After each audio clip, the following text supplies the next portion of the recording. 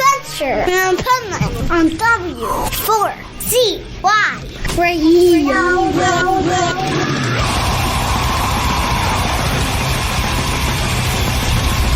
This is Pipeman here on the Adventures of Pipeman W4CY Radio, and I'm here with Marty and Daisy from Shadow Company. Nice, here at Bloodstock. Yeah, it's unreal.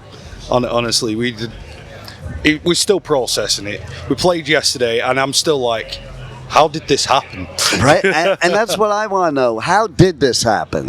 We came through a competition called Metal to the Masses, which allows grassroots bands to basically be in a competition, and those who win get through to the New Blood stage, and it kind of it gives people a leg up, if anything.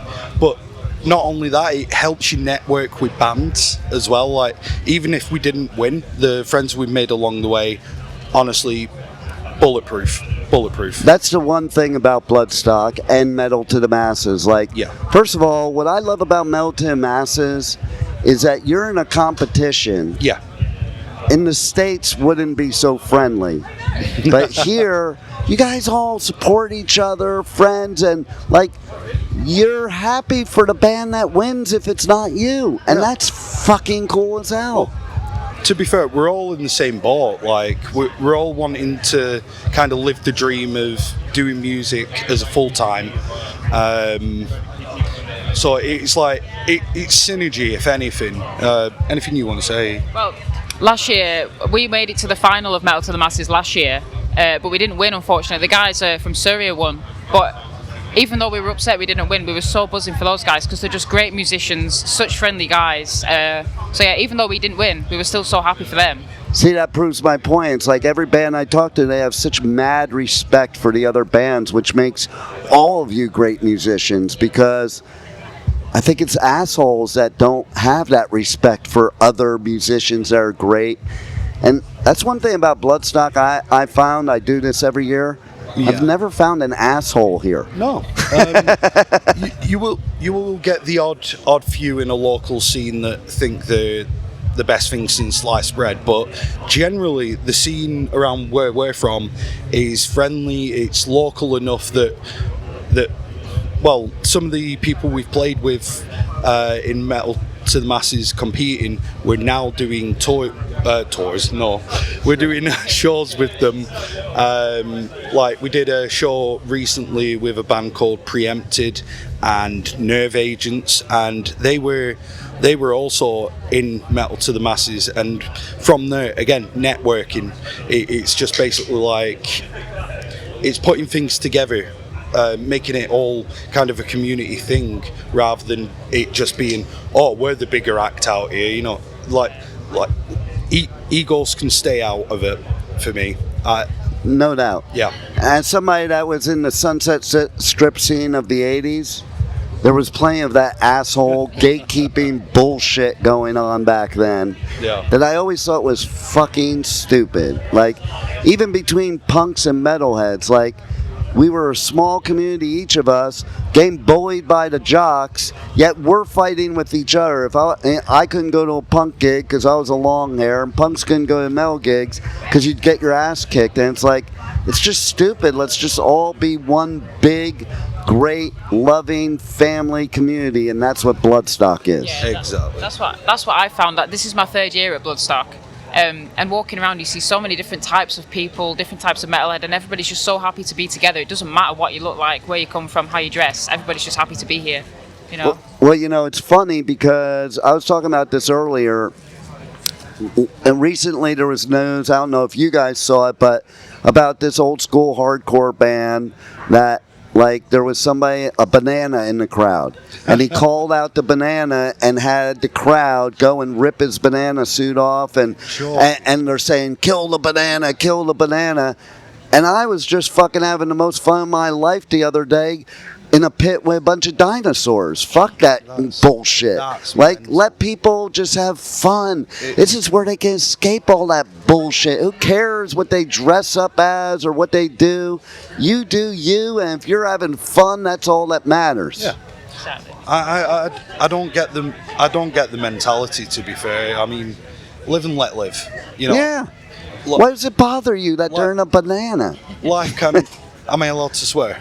You can say whatever the fuck you want. Life can be shit at times. So just live and let live in it. You know what I mean? Yeah. Too many people spend too much time worrying about things that don't affect their life in any way, shape, or form. Exactly. I don't care who you are, what you do, any of that stuff, as long as you're feeling good about yourself and you're not intentionally trying to hurt anybody, who gives a fuck? Exactly. There you go. Exactly. You know? Like, let people be people. You know, we're not all the same. We shouldn't be all the same. Seems like in this world now, because we have these political leaders trying to divide us, that everybody has to be a clone of each other to get along. Fuck that. I've learned a lot more from people that disagree with me and become a better person than the people that agree with me. Oh yeah. My personal experience, like when I was younger, I'm not gonna lie, I wasn't the most social person, so it's like anyone that kind of disagreed with me, I'd like, right, that's it, cut off, see ya, bye. But nowadays it takes more of a mature thing, like you learn as you go, and it's horrible realization sometimes, like, why didn't I do this before, you know, type of thing. It's all about maturity, like, Yeah, no doubt. like Because I was probably an asshole at times when I was younger too, you know? there's no need for a great divide with anyone, really. Usually you're an asshole though because of the influence of the people you're hanging around with. True. You know? Because especially in the metal scene back in the 80s, you know, you could like a band, and then if you started liking this other band, you weren't allowed to like the other band anymore. And it was your friends that are like, I remember, like, I saw Motley Crue before they had an album. They were like horror punk. They weren't glam. But then I went to Slayer's first show ever, and then now I'm a Slayer fan. All my friends are like, yeah, you can't like Motley Crue now. You're a Slayer fan. You need to burn all your your Motley Crue shit. And it's like, fuck that, you know? And as metalheads, we don't just like metal anyway. Yeah. No? It's just what we love, but we like all kinds of music, and if it's good music, it's good music, and depending on your vibe, man, it doesn't matter. Yes, we pick metal as our music of choice, but that doesn't mean I'm not out there listening to other types of music depending on how I'm feeling at that time, or just because it's a good song. Yeah. Exactly. I think that's a prime example. Like, they'll have discos here going on 2 o'clock in the morning. Right. All sorts of music, and everyone's having a blast. Like, why does it matter? You know, just enjoy it together. Like, there's no point having a divide. Like, just have a good time. Oh yeah, that's what it's about, having fun, and who cares? Oh yeah, like a genre doesn't define a person, if I'm honest. Like I've been listening to metal since about 12 years old, maybe. Found Rammstein first, and That's a cool one to start with. Oh yeah, out of nowhere, I found this random thing saying Rammstein Rise Rise, and I'm like, what is that? Clicked on it, my whole world got melted in fire. No, but it's not just that. You can hear different elements of different genres inside of metal, and if you go backwards from it, you've got like bluesy roots, pop roots, stuff like that, you know. Absolutely. And listen, from my generation, there wasn't the type of metal you have now. Like, we created it. Yeah. So we had influences that were far from metal to begin with, because that's the only choice we had. Yeah. But then you look back, we were talking about this yesterday, there was metal, we just didn't know it. Helter Skelter by the Beatles, as far as I'm concerned, that's a metal song. That is a metal song. As one example, like, and there's so many like that, you know. But that one led to the other, and it's the evolution. And now you have people in certain subgenres and genres. It's like, oh, you can only like this. It's the only real metal. And I thought that those days were over. But now that you have all these microgenres, subgenres, they're being ridiculous about it. It's just all metal and rock. Period. The gatekeeping is just, it's silly, especially how far like metal has come as a genre.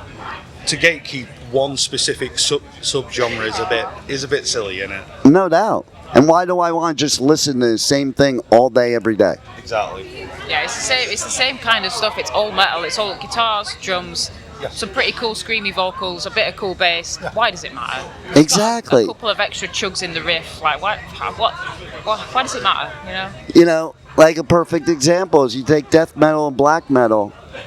How different is that really? They make it like it's a world apart. Yeah. You know? I think it's tape quality.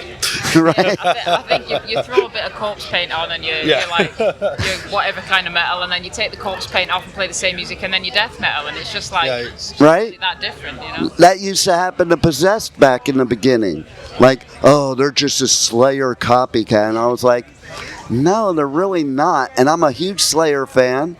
And I didn't ever think Possessed sounded like Slayer, you know? And then it's like, you take certain black metal bands from back then, and these black metal bands today are like, oh, that's not black metal. But you wouldn't have black metal if it weren't for them. Pay tribute to the bands that started. Maybe it's different now, but they were the foundation. Yeah, exactly. Everything evolves, doesn't it? And that doesn't change when it comes to music. Everybody's got to start somewhere, and everybody's got to build their way up and make changes and write new stuff. Like everything's already been written before, so you've got to make changes somewhere to write something new. Yeah, and even as a band, perfect example. Me and my 25 friends that were the only Metallica fans in the beginning at their shows, when the Black Album came out, were like fucking posers, sellouts. But you know what? If they didn't do that, we probably wouldn't be sitting here today.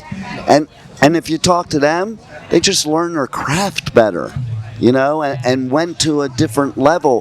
Why you want to play the same shit you played when you were first picked up an instrument? You weren't good at it yet. And as you learn more, you want to experiment more and find your sound. What band finds their sound in the very beginning? Well, I know we certainly didn't. Like, My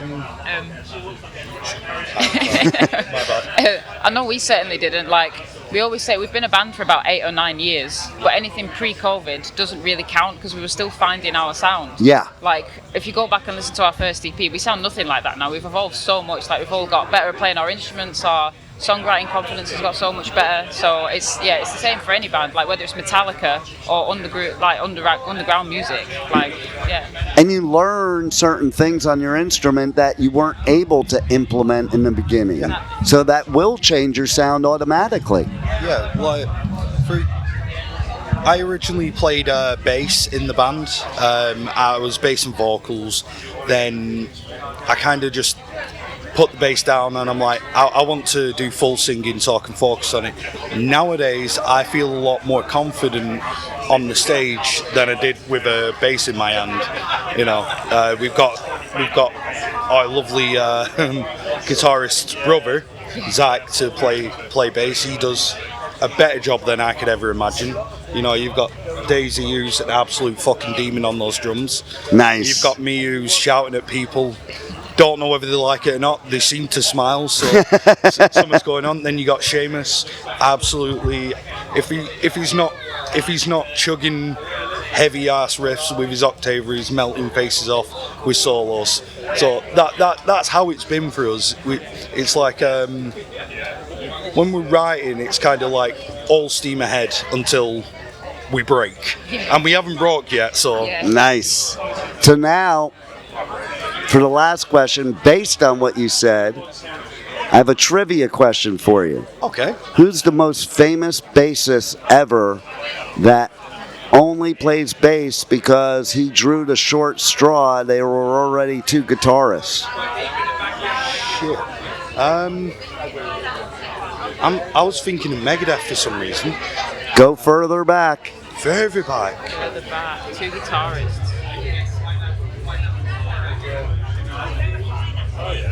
Is it a metal band? Or Yes. Yeah. metal band. No, metal? No. Male. I thought you said male, but no, not metal.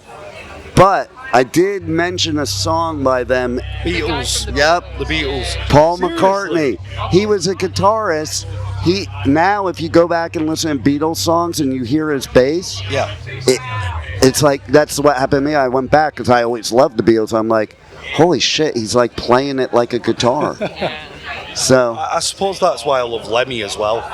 Like, Oh yeah. Lemmy absolutely just beat the shit out of his instrument. And my mind goes to Cliff Burton as well. Yeah, Oh. yeah, Stuff Cliff Burton, unbelievable. Yeah. Like that dude was. unheard of.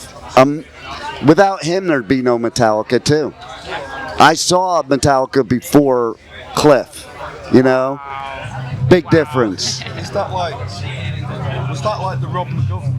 Yep, Ron McGovney. Oh. I saw their first show ever with Mustaine. There wasn't even the word thrash yet. No. I saw Slayer's first show ever, you know. That is crazy. But like Dave Mustaine, great guitarist. Oh yeah. But I think he's a better guitarist as Megadeth because that's more his style. You know, he was somebody that was classically trained and jazz trained, and you could hear it in his guitar playing.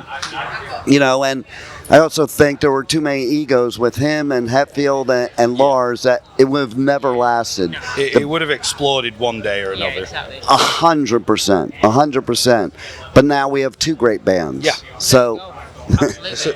Yeah. It's well worth the sacrifice, if I'm honest. No doubt. Well, you guys rock. Tell everybody how they can reach out to you in socials and buy your merch because they can't listen to my show unless they buy your merch. Cool. Absolutely. We're on Spotify. We're on all streaming websites. Yeah. We're on Instagram as Shadow Company _ band, is it? Something like that. Yeah, something Shadow like that. Company Band, just find us. We're on Facebook. You can give us just Shadow Company. You'll see our ugly mugs on. Other than that, we have a Bandcamp. If you search up Shadow Company, it'll link you to our Bandcamp where we sell most of our merch. Nice. Or if you're in the area of Northwest anywhere, we're playing Laston-Bury. Yeah. I've been told to stress the hyphen.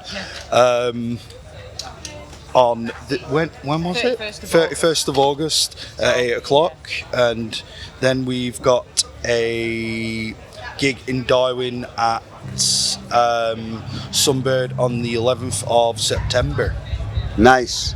Well, I'm glad you're here at Bloodstock. You made it. Yeah. And welcome to the family. Thanks for being on the Adventures of Pipeman. Thank you for having us. Thank you for listening to the Adventures of Pipeman on W4CY Radio.